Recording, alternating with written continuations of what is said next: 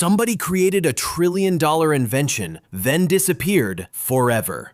No name, no face, no interview, no goodbye, just gone. And right now, sitting untouched, is over 1 million Bitcoin, worth tens of billions of dollars, that this person has never spent, never moved, never touched. Who creates tens of billions of dollars and never claims it? That's exactly what we're going to find out today. The man who created Bitcoin, then vanished forever. Stay till the end, because the truth is stranger than any movie. Part 1. The world was broken. To understand Bitcoin, we need to go back to 2008, the year everything broke. Banks that had existed for over 100 years collapsed overnight. Lehman Brothers, gone. Bear Stearns, gone. Millions of people lost their jobs, their homes, their savings. And what did governments do? They printed money, trillions of dollars, out of thin air.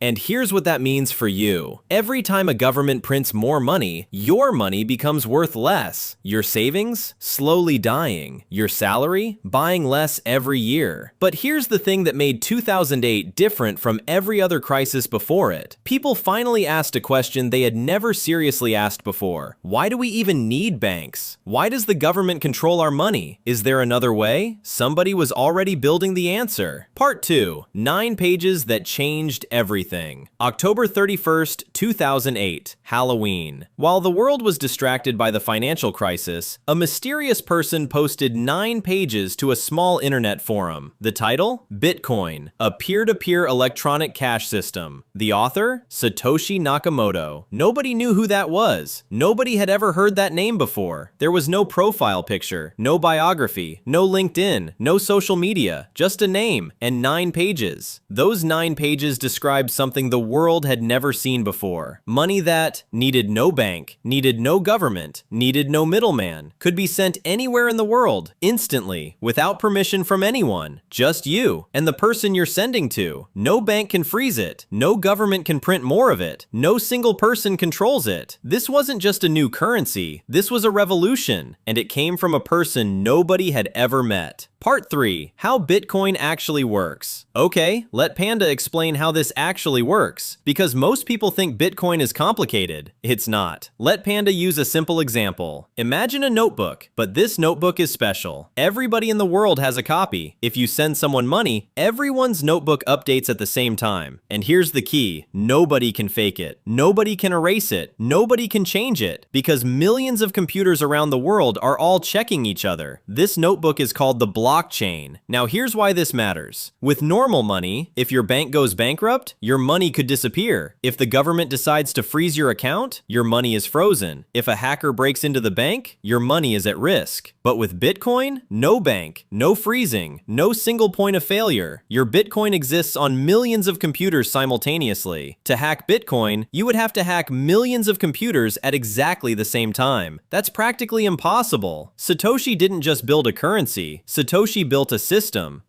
designed to survive even if governments tried to shut it down. And then, just as Bitcoin was starting to gain attention, Satoshi was gone. Part 4. The disappearance. For 2 years after releasing Bitcoin, Satoshi stayed active, posting on forums, answering questions, improving the code. And then, in April 2011, Satoshi sent one final email to a developer. It said, "I've moved on to other things. Bitcoin is in good hands."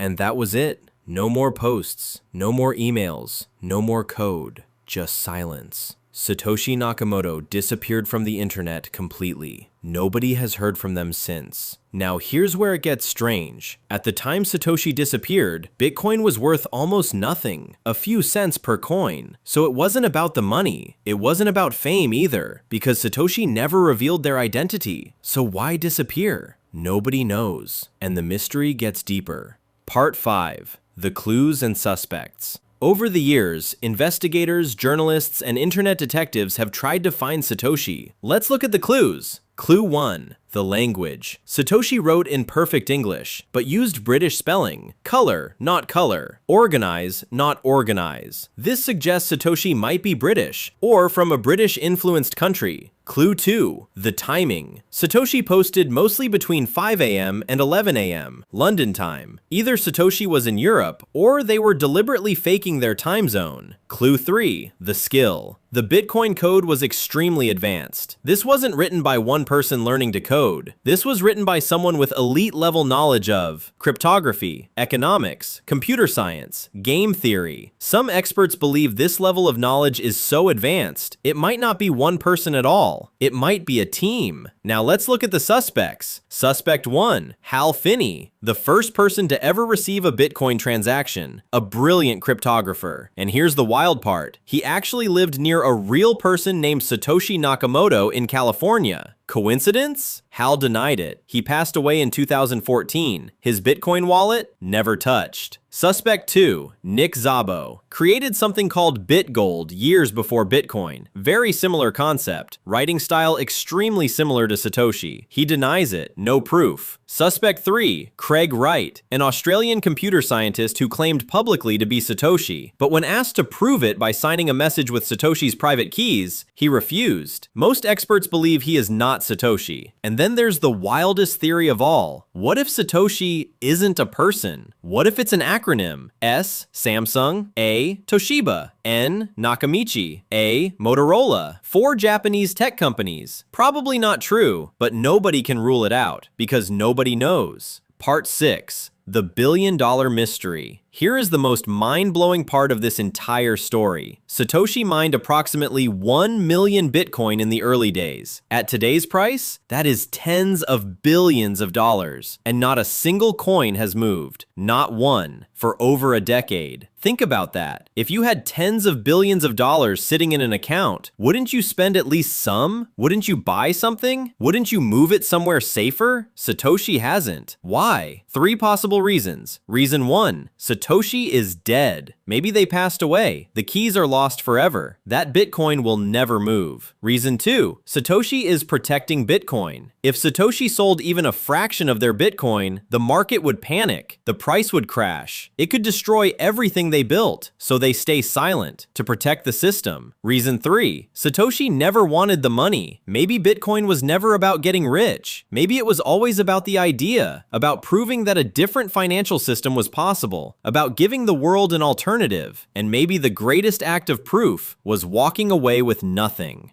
Let's think about what we've covered. In 2008, the world's financial system broke. Someone created Bitcoin as an alternative. 9 pages, changed everything, then disappeared. Left behind tens of billions of dollars. Never claimed it, never revealed their name. You know what Panda thinks? Maybe it doesn't matter who Satoshi is, because the greatest thing Satoshi ever did wasn't creating Bitcoin, it was disappearing. By disappearing, Satoshi proved that Bitcoin doesn't need a leader. It doesn't need a CEO. It doesn't need a government. It doesn't need a central authority. It just needs the people who use it. And that was always the point. Whether Satoshi is a person, a team, a government project, or a ghost, Bitcoin is here. It's running, and it doesn't need Satoshi anymore. If this video made you see Bitcoin differently, hit the like button, subscribe to PandaNomics, and comment below. Who do you think Satoshi is? Panda wants to know. See you in the next one.